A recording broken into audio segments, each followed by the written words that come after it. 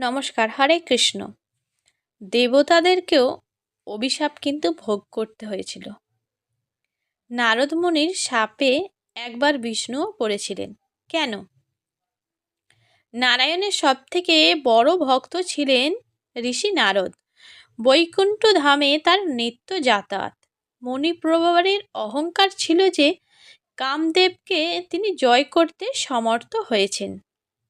তার মন থেকে অহংকার মুছে ফেলতে বললেও মহাদেবের সতর্কবাণীকে আমল দেননি নারদ।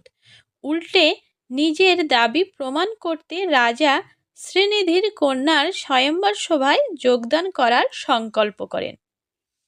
তার উদ্দেশ্য ছিল রাজকন্যার পানি গ্রহণ করলেও যৌনতা থেকে বিরত থেকে নিজের দাবির সত্যতা প্রতিষ্ঠা করবেন।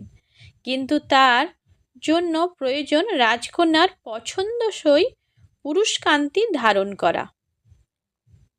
এই কারণে আরাধ্য দেবতা বিষ্ণুর শরণাপন্ন হলেন নারদ।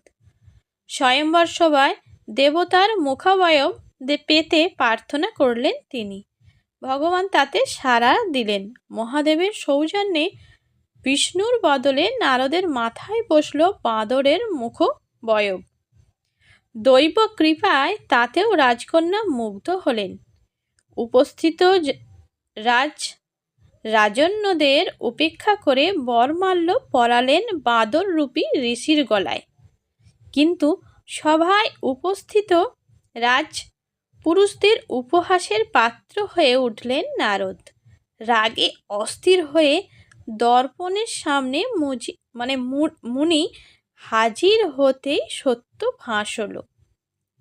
তিনি ভাবলেন বিষ্ণুর কারণেই তার মুখ বাঁদরের মতো হয়েছে। প্রচণ্ড ক্ষোভে তাই প্রিয় দেবতাকে অভিশাপ দিলেন নারদ। বললেন, অবতার হয়ে মর্তলোকে যেতে হবে নারায়ণকে, এবং সেখানে বিপদের সময় যখন সকলেই তাকে ছেড়ে চলে যাবে, তখন একমাত্র সহায় হবে একটি বাঁদর।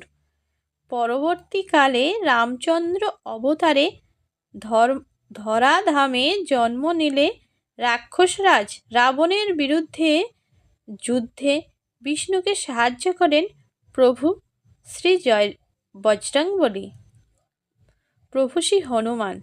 হরে কৃষ্ণ।